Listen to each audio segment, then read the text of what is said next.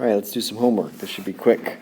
1, 2, and 3, we need to solve for x. We should be able to basically do this in our head. We'll be needing the skill soon for a future thing. Number 1, 3 times a number plus 6 equals 0. So you might just be able to quickly jump to the answer being -2, so that 3 times -2 is -6, and -6 plus 6 would give you 0. But just in case you couldn't do that in your head, you're doing this kind of math.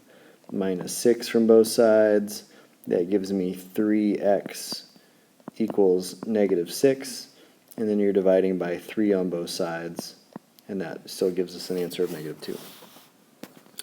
Number 2, 4 times what minus 12 is going to give you 0.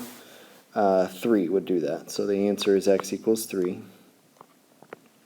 Again, the idea there is you would add 12 to both sides. In other words, that basically means we're looking for what x value is going to produce a positive 12. So divide both sides by 4. 12 divided by 4 is 3. Number 3 should be quicker here. The answer is -9, because of the idea that -9 plus 9 would give you 0. 4, 5, 6, and 7 wanted you to practice some double distribution again. We have x times x is x squared. X times -3 is -3x. 6 times x is 6x. And then 6 times -3 is -18. If you do it in that same order, these middle two should combine together. They are like terms. -3 plus 6 is +3 minus 18, and we're done. Number 4, just pointed something out. You may not have noticed this, but x plus 6 times x minus 3 is the exact same thing as this. The order doesn't matter because multiplication just isn't, it's just not going to matter. You can change the order of multiplication and the answer still comes out to be the same. So I'm not going to work this one. You can work it yourself if you don't think it's going to be the same. Number 6, here we go. 2x times x is 2x squared.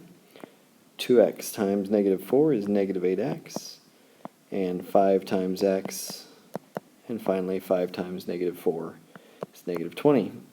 Those middle two values combine. -8 plus 5 is going to be -3x minus 20. Done there. And number 7, just don't make this too easy on yourself. We do need to do double distribution here, so I'm going to write this out twice. X times x, x times 7, another 7 times x, and finally 7 times 7 is 49, and we get 7 plus 7 is 14 in the middle.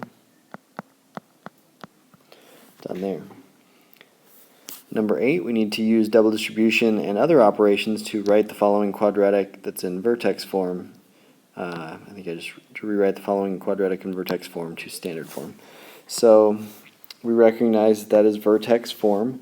So the 2 I'm going to ignore for a little while.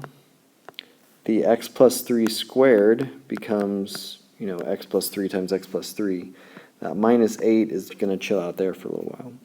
So you kind of have to think of order of operations here. Those parentheses and kind of multiplying those together should probably come first. So that's going to give me x squared plus 3x plus another 3x, and then 3 times 3 is 9. Now there's still a 2 on the outside of that, and there's still a -8 hanging out at the end. But the inside of the parentheses would reduce just a little bit. X squared plus 6x plus 9, all of that -8. Now it's safe to distribute the 2.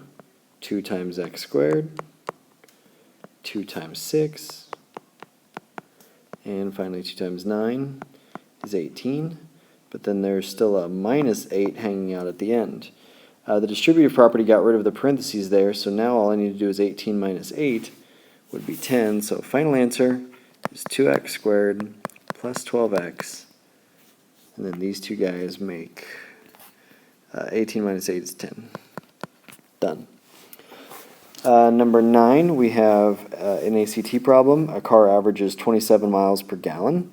If gas costs $4.04 per gallon, which of the following is closest to how much gas would cost for this car to travel 2,727 typical miles? So a couple vocabulary things. The ACT is kind of big into estimating, so which of the following is closest? So we may not get an exact value from what we get from a calculator. They typically build in and reward people who have good estimating skills. It does say typical miles, and that's just supposed to link up with the word average. A car doesn't always get 27 miles per gallon. It's just on average it does. So they're saying typical fits along with the word average. So we need to know how many miles, or I'm sorry, how many gallons we're going to actually use. If we take 27 and divide by 27 miles per gallon, we get 101 gallons of gas used. And then we would take that 101 and multiply that times $4.04 per gallon, and we get $408.04. So that's exactly what D says. I was afraid that when we read the question that it said closest that we may not see the exact answer, but there it is. Let's see, number 10. When x is 3 and y is 5, by how much does the value of 3x squared minus 2y exceed the value of 2x squared minus 3y? So we have an x and a y number. We can just plug those in. So basically I'm just going to take the negative 3 and I'm going to stick it into there, and the 5 is going to input into there. I'm going to calculate that out. So that's 3 times 3 squared minus 2 times 5. 3 times 3 squared. Let's see, that's calculator would be fine here, but that's going to be 3 times 9. 3 times 9 is 27 minus 15. That calculates out to be 13. But then it says how much does that exceed 2x squared minus 3y. So now I would go calculate this one with the 3 inputted in and the 5 inputted in. Just realized I messed up a calculation right there. That's 2 times 27 minus 10. That's 17 over there. Sorry about that. 2 times 3 squared is 18, and 18 minus 15 is a 3.